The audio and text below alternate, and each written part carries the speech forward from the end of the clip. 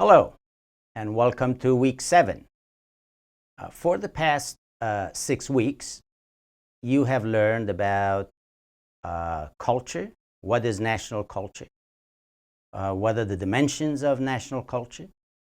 And in what way national culture influences the way that people communicate with each other. In the upcoming 2 weeks, week 7 and week 8, we are going to focus on negotiation.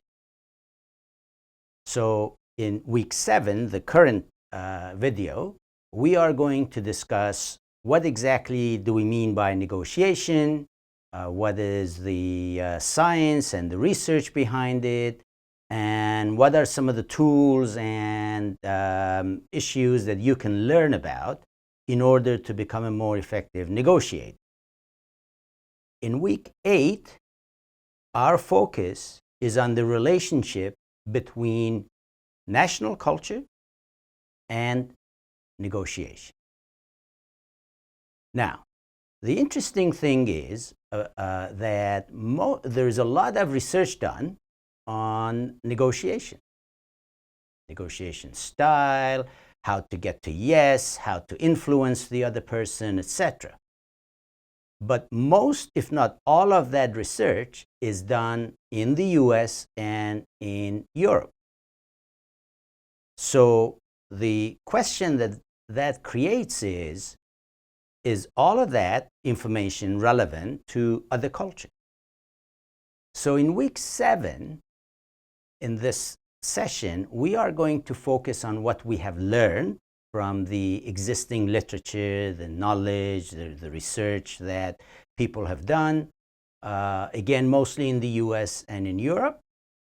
And then in week 8, we are going to start looking at the relevance of these ideas and dig deeper in the connection between national culture, cultural dimensions, and the way that negotiation actually takes place in different countries and in different cultures. So let's get started. The first thing we want to do is define what we mean by negotiation. You know, most of us on a daily basis are engaged in negotiation. You and your friend want to go to the movies. You like one movie, your friend likes another movie. You have a conversation. That's a negotiation. At the end of the process, you decide which movie to go to, or not to go to movies at all. Or you want to go to a restaurant. Your partner wants to go to one restaurant, and you want to go to another restaurant. And again, you engage in a conversation, which is a negotiation. Each side is trying to influence the other side to get to a decision. You want to buy a car. I'm actually right now in the market to buy a car. And I'm going to use my own example as we go through these slides. So, what is a negotiation? We define negotiation as a form of decision making. Again, what restaurant do we go to? What movie do we go to? What car do we buy? What price do we pay? So it's a form of decision making where there are two or more parties. So the example I gave you are all about you and your friend. What if there's 3 of you and each one of you wants to go to a different movie? Especially when corporations and managers are engaged in negotiations with others, it's not just the negotiator, the one person who negotiates. There may be a team of people who are engaged in negotiation. There may be multiple organizations that are engaged in the negotiation at the same time. But you need at least 2. So you have a decision-making situation where 2 or more parties talk with another, discuss things with another. But why do they do that? because they have an objective in mind. They want to achieve something, but what they want to achieve is in conflict, or can be seen as in conflict with others. I want to go to one movie, you want to go to another movie. So a negotiation is where you have two more parties discussing, debating things, because their objectives and their interests are opposing. All right. Now, let's get into the details of what's going on in negotiation. As I mentioned, you have two or more parties involved in a negotiation. Their interests and their desires and their needs can be in conflict. Now, I want to explain something here. When we say their needs or desires are in conflict, it doesn't necessarily mean they're totally opposed, because they're not engaged in war. They're engaged in a conversation to bring seemingly conflicting objectives together and to reach a decision. For example, let's think of this example. Let's say that there's two of you and you're deciding what restaurant to go to. One party says, I want to go to restaurant A. The other party says, I want to go to restaurant B. Okay, so there is obviously a conflicting set of desires. Now, as they start the conversation and the discussion, they may learn that I want to go to restaurant A because it's Indian food. And the other person says, I want to go to restaurant B because it's American food. So you start this conversation, and through the conversation, both of you may decide, let's go to Chinese. So these seemingly conflicting objectives, as a result of the conversation that takes place between the parties, produce potential avenues for agreement. That's why we are engaging in negotiation, to find an objective, to find an endpoint that both parties who start originally from divergent perspectives and divergent needs, as a result of the process of negotiation that they go through, they identify potential solutions that are satisfactory to both. Okay, now here's the important thing. The two parties have to have a choice. If one party feels they have no choice, they have no other option, then that's not a real negotiation. It's an order. So I'm going to tell you, we're going to go to Indian food. And I'm paying for it. And for whatever reason, you're not allowed to share other ideas or express other views. I'm going to give you a very simple example of that. I have written a number of books. And when you publish a book, one of the first questions for you is, should we make it available on Amazon? Obviously, the answer is of course. You want the book to be available on Amazon because it has a worldwide market.